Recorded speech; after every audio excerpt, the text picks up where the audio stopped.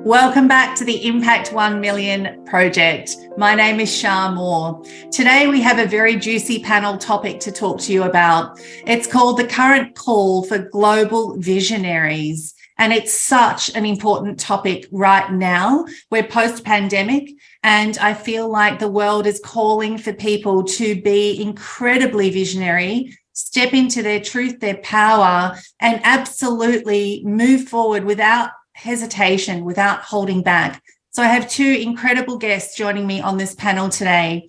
We have Cathy Sheppard and we have Jayne Robinson joining us. Hi, ladies. How are you? Hello. Really good. Thank you. Really good. Thanks, Shar. Thanks for the intro. Pleasure. So Cathy, tell everyone that hasn't heard about you a little bit about your company before we dive in. Okay. Hi there, everyone. So I'm Cathy Sheppard, and I started BSI People Skills in Wellington, New Zealand, and started in 2013 to make a difference in businesses because people have real hard time getting on with other people often, and that makes people very, very sad. So we are there to empower people, leaders and teams to create amazing cultures, aiming for culture excellence in organisations, particularly in those purpose-driven businesses, so that we can all make a greater impact, and also so that we can change lives at work, but at play and at home also. Because if things are going really well at work, then things go much better at home as well. And we've got much more energy for our family life. Yep. Absolutely. I love that. Thanks, Cathy. And Jayne. Yeah, hi everyone. I'm a performance coach and my company is called JR Coaching. And a quote that really resonates with my style of living and also coaching is one by Hunter S. Thompson. And he says, "Life should not be a journey to the grave with the intention of arriving in a pretty and well-preserved body, but rather to skid in broadside in a cloud of smoke, thoroughly used up and totally worn out and loudly proclaiming, 'Wow, what a ride.'" And I really think that that's what life and business should be about. And it should be about, how you can reach your potential and how you can do it in a way that serves you. So my one-to-one coaching and also the work I do with businesses and the Good Enough initiative provides that ability to help people tap into who they really want to be, how they want to show up and what they want to achieve in life and business. I love that quote. That's so good. I love it. Well done. So ladies, let's dive in. I really want to have a robust conversation. As you know, I like to really go deep when we talk about things. I think that's what helps people shift their perspective, and it also helps change the narrative out there in the greater community. So let's dive in with what makes a visionary leader. For those that don't know, Cathy, what are your thoughts on that? Yeah, it's a really, really good question. And I think there's several aspects to it. One is that you need to have passion.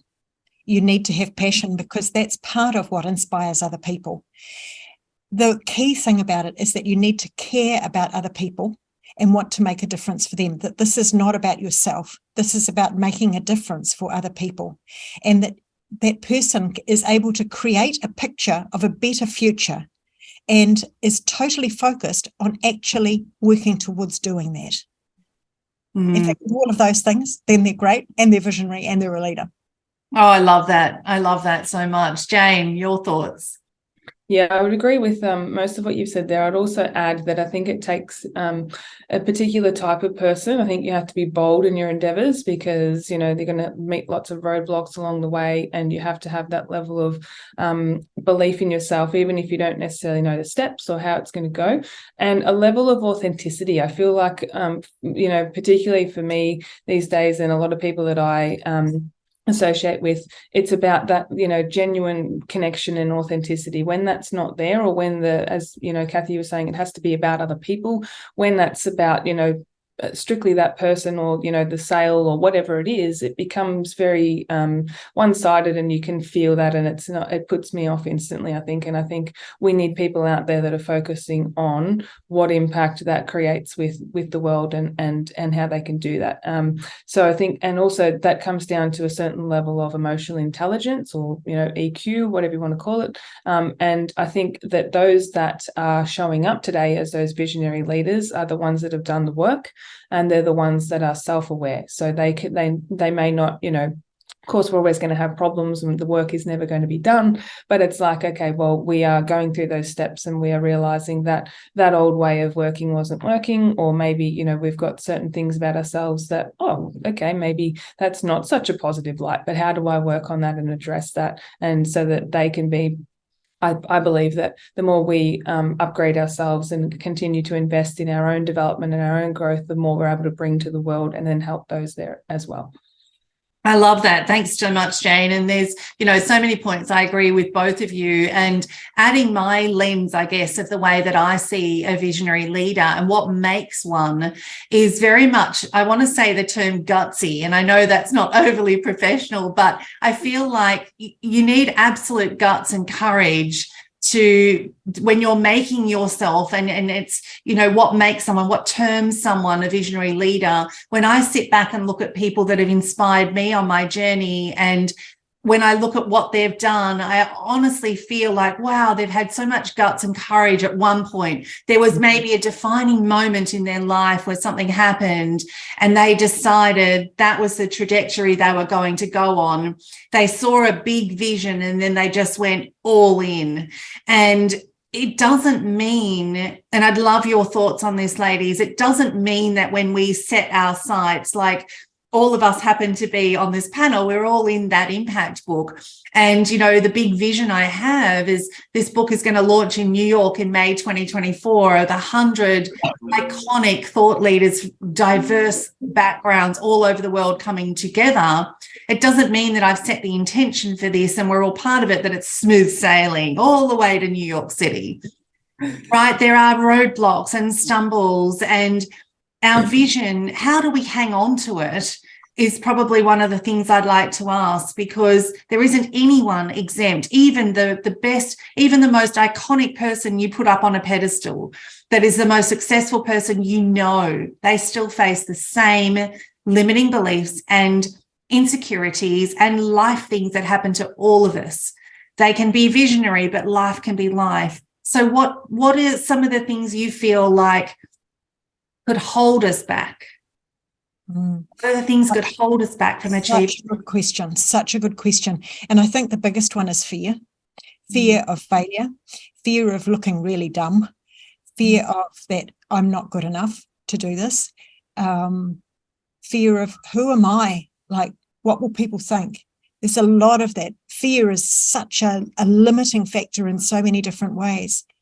A lack of focus, because there are so many different things that people can care about. And we really, when we're talking about this, being a visionary leader, we actually need to be able to narrow our focus down so that we're putting all of our energy and all of our focus into that one channel, because otherwise it dilutes our message, and then that doesn't work either.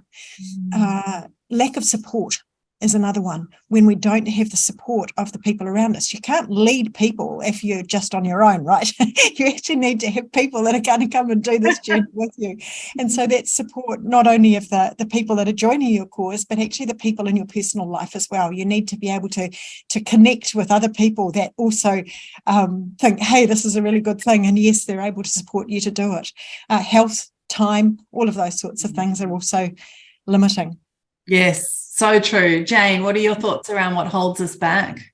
Yes, everything, particularly fear, I think that's a massive one. And can be so debilitating. Like, people can get stuck in it. And I will say I've been there this week as well. And it's, it's really can be a repetitive cycle. So, excuse me, Cathy, with what you were saying, having those people to support you and to help you see through that, and to, stop you from getting caught up in the, is it the saying, the forest can't see the forest for the trees?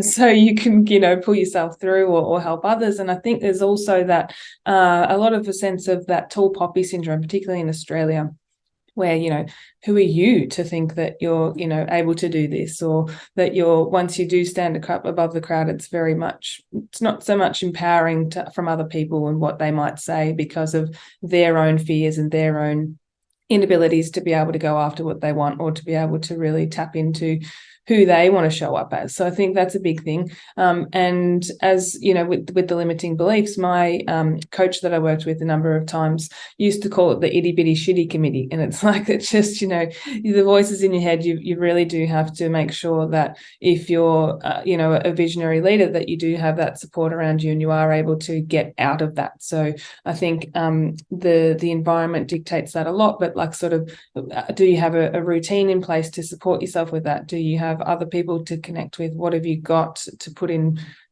play when that happens? Because like you said, Shar, it's not going to be smooth sailing all the time, and there's, even when you reach that level that you thought you wanted to get to, then there's other problems and other things that take place. So yeah, definitely fear is, I would say, a massive one. Yeah, I think there's one more thing as well, if I can just jump it back in again, and that's the ability to stay focused on your why, to have that why so firmly embedded in you that it's the thing that you can't not do.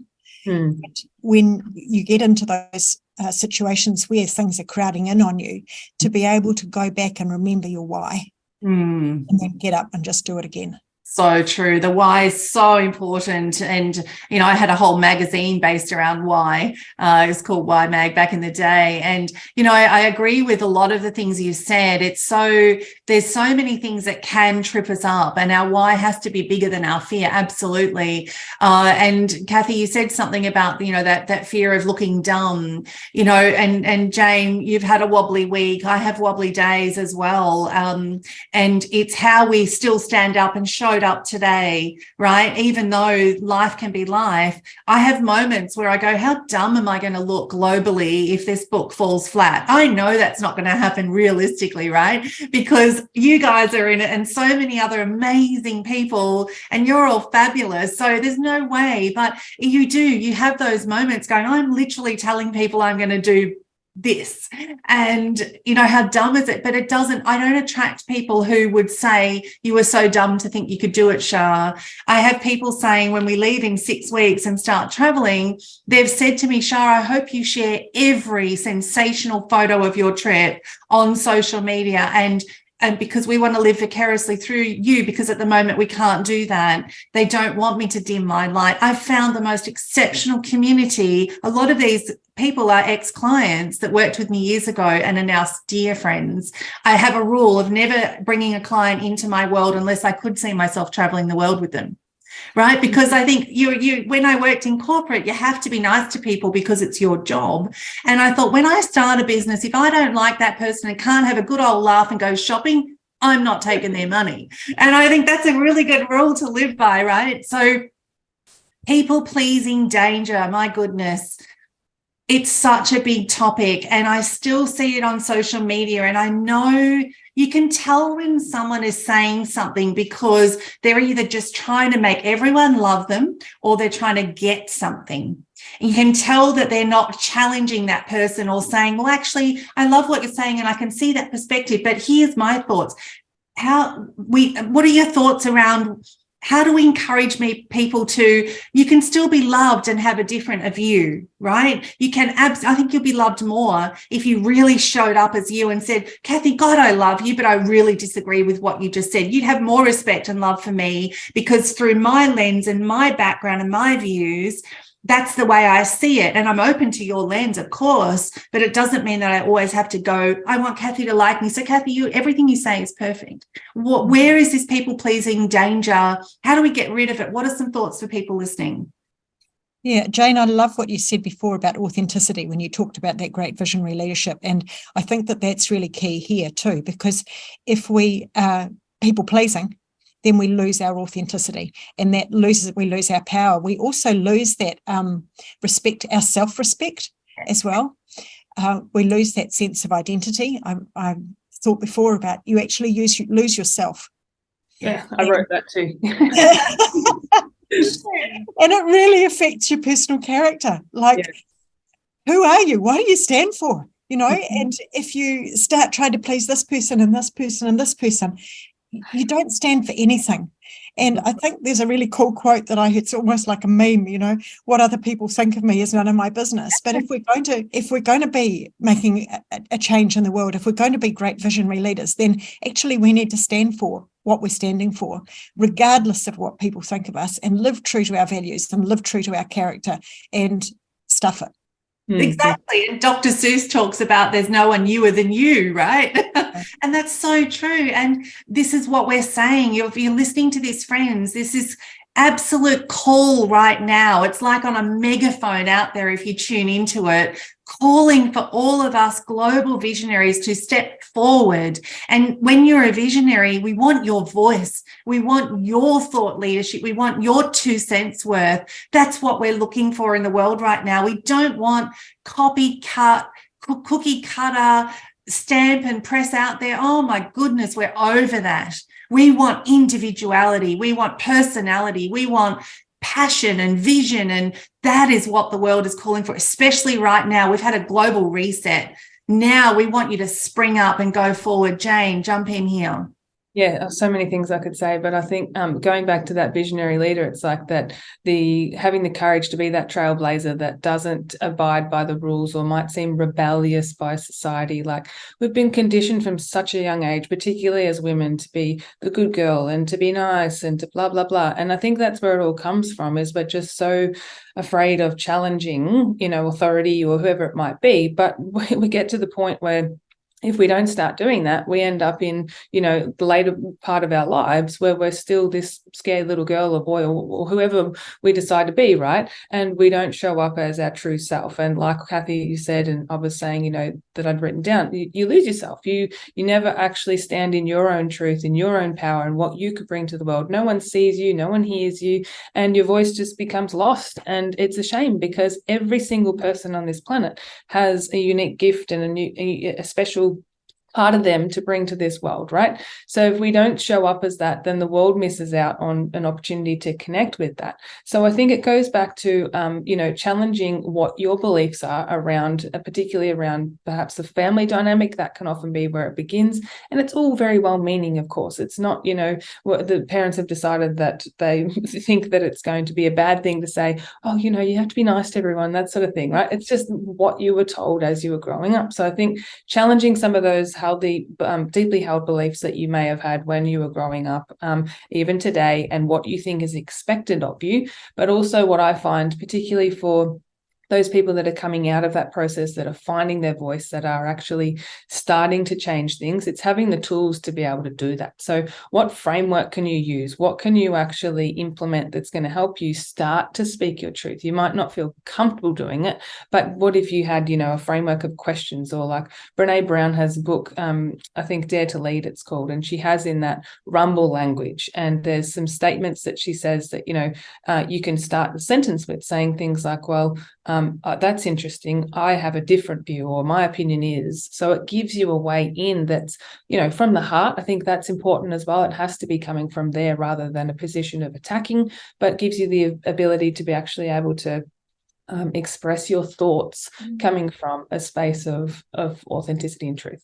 Great points. Great book that everyone should read as well. And friends, I want you to think about this as well, that if you were to look in the mirror and do some mirror work, which is challenging, oh my goodness, I've done so much mirror work in my day, especially in my younger days when I was struggling to find my identity. I'd been labelled as just an Indian girl for so long, not worthy of a voice, stay in the background, you've got nothing important to say, you're going to be married at 16 anyway, you're engaged. So I had that label and lens, and then I've done a lot of PD over the years, and mirror work was one of the things that really, gosh, it's so hard to do. But when I looked in the mirror, I was asked, am I speaking my voice? So then I really encourage you, friends, have a think about the things you've made decisions on recently or not made decisions on recently. And I want you to look in the mirror and put your hand on your heart and ask yourself, was that my voice? Or was that Uncle Bob's voice through my mouth? Was that my parents' voice? Was that my husband's, partner's, wife's, whoever? And ask yourself, are you actually expressing your voice and your mission and vision of the world, or are you being a puppet? And I've got to call you on that, friends, from a place of love. We all want this panel and topic to help you, but I've got to call you on it from a place of love. Are you actually just a puppet for someone? And it could be a book you've read, it could be a lifestyle that you're in, it could be a relationship, it could be an old voice, it could be a new voice, it could be a current voice. but I'm asking you to step forward and share your voice. Be the visionary leader we know you can be, but you need to first, to do that, you actually need to say, whose voice am I speaking? You know, I know the way I speak is very passionate, and I know my energy is strong. And when I get on a stage, you can hear a pin drop, but I shift lives because I found, finally in my early 50s, I found who I am. And I'm more than comfortable to repel and turn people off me as much as I am, as I know I'm going to magnetize. And I want to talk about, as we wrap up today, around, ladies, like how is it demanding leaders to step into the spotlight? You know the call. I mean, you're coming in that impact book. You're going to be in New York. You know the call for leaders. But why do you think now? Why is society saying enough? Stand up. What are your thoughts? I think that there are so many issues in the world, and there's so much negativity. And if we just let it be, then that's just going to grow and grow and grow. We need people to be able to break the cycle.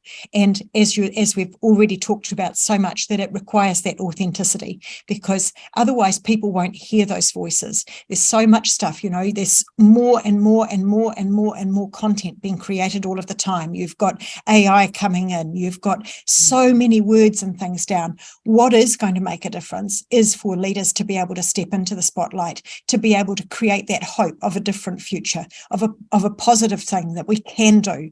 And without authenticity, without actually stepping into that spotlight, we won't be seen, we won't be heard. No, we can't make change while hidden away. You know. No, you can't be a success if you're a best kept secret, and being success is not a dirty word. Jayne, your thoughts? Yeah, I couldn't agree with you more there. I think it's I think there's so much negativity on the news and everywhere, because that's what sells, right? Drama sells. So I think society has just been so brainwashed into thinking certain things, and when that's all you watch and all you're part of, then because of course that's going to be the way it is. But fortunately for us, Shar, with what you were talking about with, you know, with COVID and the global reset and everything that's happening there, people are waking up. They're realizing that the way that they've been living, or the way that they've been, you know, embedded into society, isn't working anymore.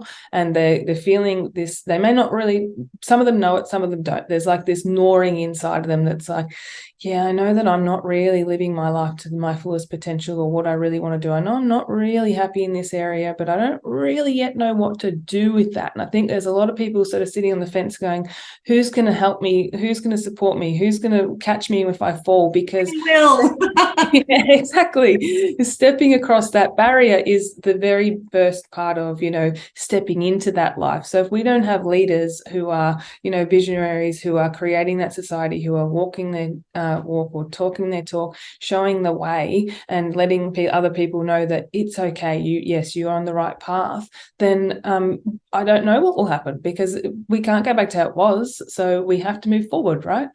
100%, and we don't want to. We had a global reset for a reason, and this exactly. is our chance, right? It's like our second chance to get it right and not play small. And friends, if you really need permission, which no one does, but sometimes maybe we feel like we do. So I want you to hear these final words from the ladies, and mine as well, that we invite you to step up into your power and be the biggest global visionary leader that you can be. And honestly, the three of us will be front row with pom-poms cheering you on. Cathy, final words. Yeah, absolutely. And I think that's the key thing that's coming through today is find your voice, know what it is that you are passionate about, and stand in that space, step up and do it. Absolutely. Jayne. Yeah, and I'll add on to that. In stepping up and doing that, it doesn't have to be massive action. It can just be one tiny little thing that you do each day. That 1%, when it adds up over a long period of time, different person. 100%. I love that. Ladies, thank you so much for taking the time to dive into this topic with me. It's such an important topic, and I know that this will inspire some people to step up and be the visionary leader we know they can be. Thank you very much for joining us today. Thank you. Thank you, Shar. Thank you.